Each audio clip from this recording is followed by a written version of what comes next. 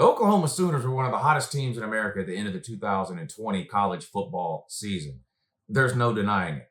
They were one of the strangest teams to figure out in the beginning of the season, too, losing with 2 of their first 3 games. They lost at home to Kansas State, lost on the road at Iowa State. Their only win the first 3 weeks of the season was a non-con game against Missouri State, and people really couldn't believe what they were seeing. Spencer Rattler was turning the ball over. It wasn't looking good.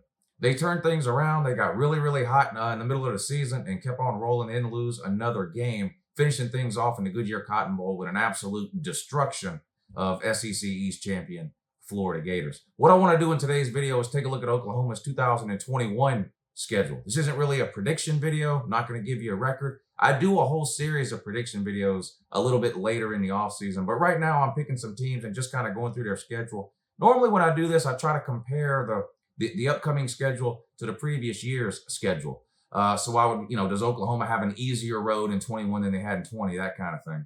It's going to be hard to do that this year with these videos. Obviously, last year's scheduling was just so strange. We've never really seen anything like it. Most conferences played conference-only games. You had a limited number of games. There were cancellations due to COVID, on and on and on. You guys know the deal with that. A lot changed last year.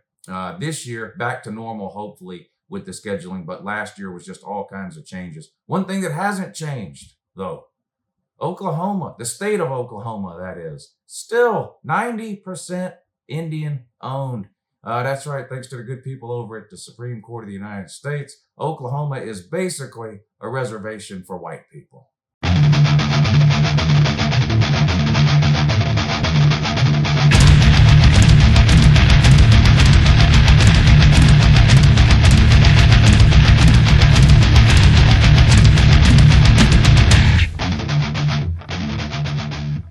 Hey, good morning, it's Uncle Lou here. That's right, it's me, Uncle Lou, and I'm live for you on LouTube today. Thanks for watching. Really appreciate it also. And in addition to that as well, hey, subscribe to this channel if you're not already. Did you know I post college football videos almost every single day of the year? It's true. Some of them are even watchable. I don't know about this one. It's not up to me to determine if they're watchable or not. That's up to you, the viewer. There's a comment section down below. At the end of this video, let me know what you think about it. All right, Oklahoma Sooners up today. I think this is the third one of these I've done. Not on Oklahoma. I'm doing a series of these schedule preview videos. I've done Georgia and Florida. Moving on to a Big 12 team today, the Oklahoma Sooners. This came as a suggestion in the comment section on the Florida video. Let me know which ones of these previews you want to see me do next. Comment down below. Let me know what teams you want to see. I'm going to do as many as I can. I'll basically keep making these videos until you guys quit watching them. So what we're going to do today is we're going to take a brief look at Oklahoma's 2020 schedule just so we can compare it to the 21 schedule. 21 schedules are back to normal. Obviously, last year was really, really strange. Can't really do an apples-to-apples comparison, but we'll take a brief look at last year, and then we'll fast forward to 2021 and see what kind of road Oklahoma has if they want to get where they want to go, which is a national championship. Been really close several times over the last 4 or 5 years. We'll see if this is the year that they can do it. Here's Oklahoma in 2020, and I think everybody knows their story.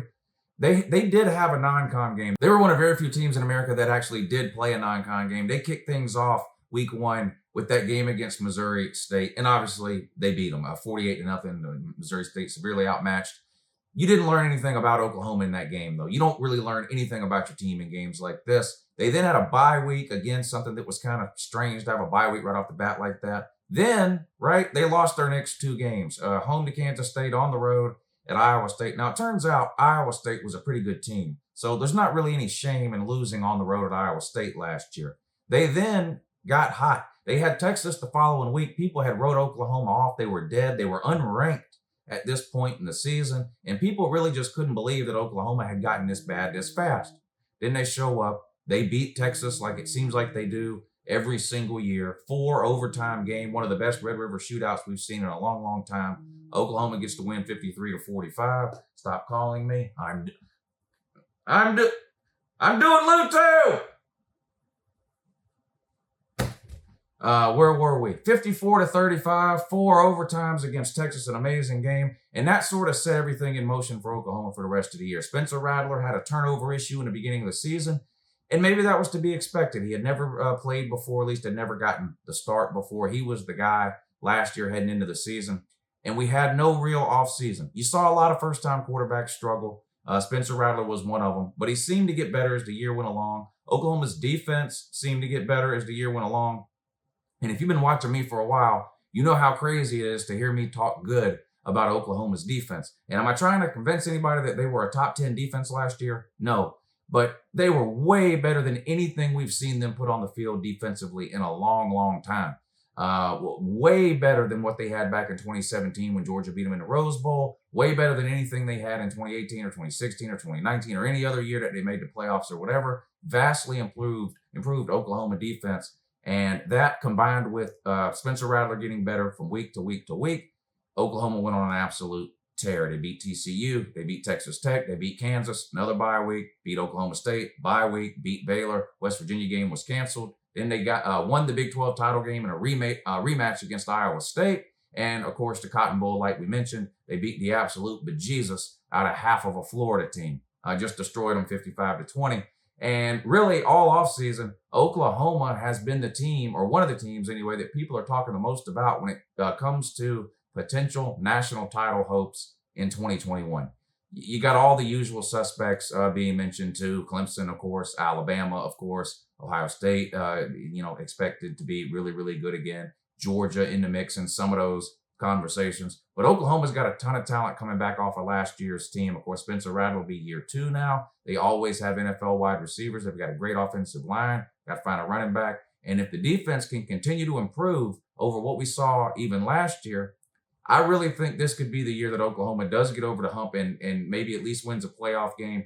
Now, it's kind of impossible to predict those kinds of things now. We don't know how good Oklahoma's going to be. And even if they're really good, we don't know who they're going to get matched up with in the first round of a playoff. But the point is, if you're trying to put a dollar today on a potential national title team for 2021, it wouldn't be that bad of an idea to put that dollar on Oklahoma. They're going to be absolutely loaded. Let's take a look at their schedule in 2021, see how it plays out, and see if they can get to the end of the regular season with one or less losses, which most likely is what it's going to take for Oklahoma to get into the playoffs. The Big 12, whether it's fair or not, is irrelevant. The Big 12 is not considered on the same level as a conference like the SEC or even the Big 10. 2 losses in the Big 12 likely eliminates you from any possible playoff contention, barring some sort of disaster in all the other conferences. So generally speaking, if you're looking for a road to the playoffs out of the Big 12, you have to win the Big 12 with 1 or less losses. Let's see if Oklahoma is going to be able to do it. Here's their schedule for 2021. All right, like I mentioned, and like you can clearly see here on the screen, back to normal schedules in 2021. Fingers crossed anyway. Things are trending in a good direction. I'm not getting into the whole vaccine, COVID, yada, yada, yada. I think we all expect us to be in a place this fall where we can have a normal college football season, 12 regular season games, conference games, non-con games, people in the stands watching the games, all those sorts of things.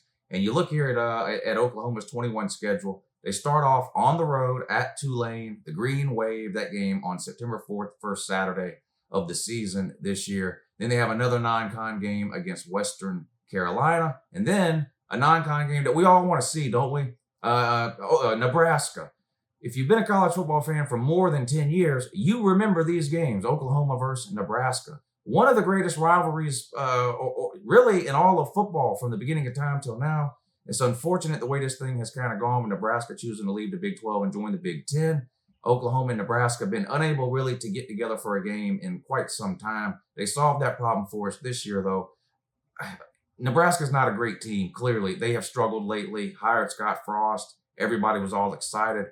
In my opinion, he's done absolutely nothing there. I don't see where Scott Frost has made Nebraska any better now than was the day he got there. Last year was a throwaway year because of the COVID. He better perform this year, though. Oklahoma clearly will be a big favorite in this game, in my opinion. It's a home game for Oklahoma. Nebraska's outmatched talent-wise and honestly coaching-wise too. But this will be a game that a lot of people will watch because it's just one of those nostalgic type games. Like, we wish we could see this every year type of thing. So an interesting non-con matchup to be sure. And then you kick off your Big 12 schedule with a home game against West Virginia. That game was actually canceled last year in West Virginia. Get them at home this year. Followed up with a game at Kansas State, who snuck up on you and bit you in your second game of the season last year, one of your 2 losses, the other one being on the road at Iowa State. You get Kansas State on the road and Texas on the road.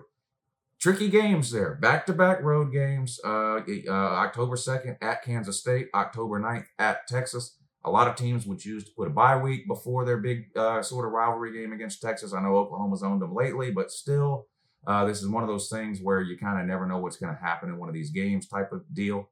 You don't get a week off to prepare. Revenge game the week before at Kansas State. So I don't think it's a situation where you can just sleepwalk through that game. You're going to have to prepare for Kansas State, and you get a week to prepare to play Texas in the Cotton Bowl. TCU at home, followed up by Kansas on the road. Les Miles out at Kansas after a couple of years. What an absolute disaster of a story that's turned into, not just for Les Miles and his legacy at LSU with all the stuff that's being uncovered there now, but he was just absolutely terrible as a coach at Kansas. Again, if you look at Scott Frost at Nebraska and you scratch your head and go, has he made them any better? Well, you don't even have to ask that question about Les Miles at Kansas. He didn't make them any better at all. He wasn't even worth one additional win a year.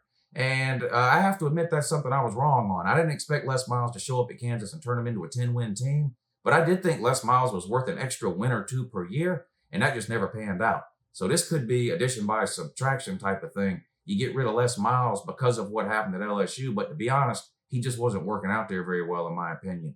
But anyway, you'll be huge favorites, clearly on the road at Kansas. Then you come back home, play Texas Tech. Then you get your bye week, comes a little late in the year. You play 9 games. Now you have your bye week. You come out of your bye week and you finish things up with 3 straight Big 12 games to close out the season. On the road at Baylor, at home against Iowa State, probably the game of the year in the Big 12. Iowa State's another team that's got a ton of talent coming back from last year, and they split the 2-game series with you last year. They beat you in the regular season. You got your revenge when it mattered, quote unquote, in the Big 12 title game. You get them here, game 11. And then, of course, the in-state rivalry game, Bedlam, is that what they call this game? Oklahoma at Oklahoma State.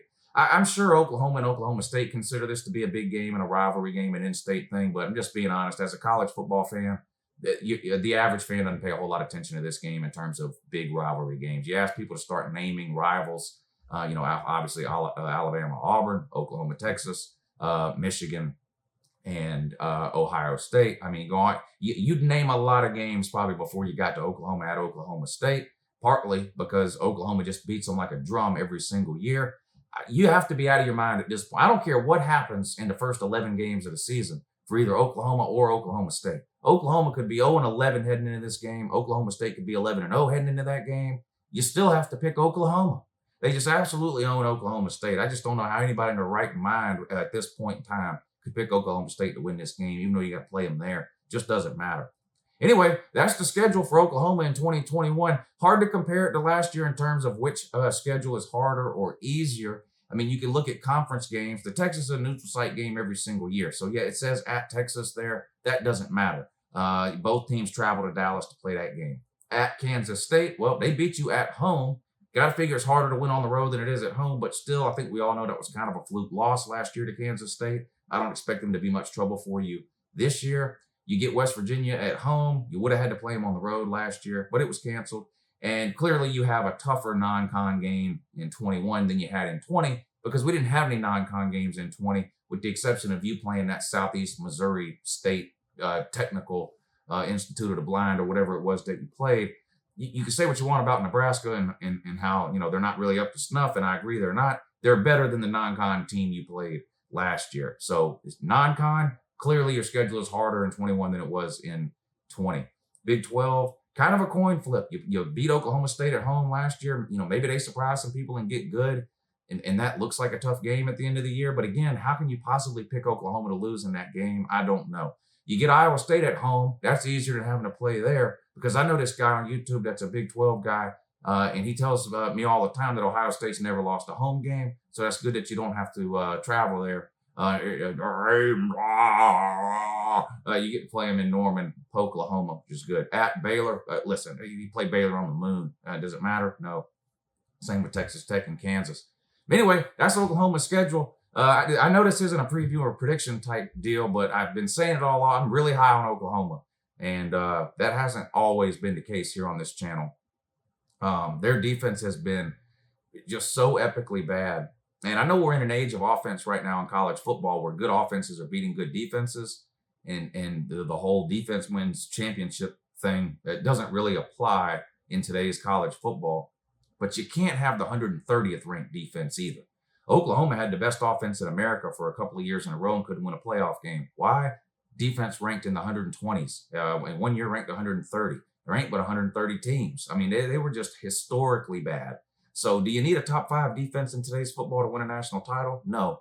You need a top 10 offense and a top 25, top 30-ish defense, in my opinion, is about what you need. Can Oklahoma get there defensively? If Oklahoma improves as much from last year to this year as they did from 19 to 20, Oklahoma's going to have a serious chance at a national title this year. Again, they're absolutely loaded with talent. That's never been the issue, especially on offense. And if their defense plays a little bit better even than it played last year, they're going to be a tough out for anybody that draws them at any point in the year, playoffs included. All right, there you go. That's the schedule analysis for the Oklahoma Sooners. I hope you enjoyed it. Don't forget, let me know down below what teams you'd like to see me do. This is the 3rd one of these videos I've done. You can click back and watch the other 2. I did one on Georgia and I did one on Florida. I'm going to keep these videos going for at least a couple of weeks. I mean, as long as you guys keep watching them, I'll keep making them. Give this video a thumbs up if you haven't already. It's free, doesn't cost you any money, doesn't take any time to do, and it's a huge help to me and the channel. Give the video a thumbs up. Beat the YouTube algorithm. Have a good morning.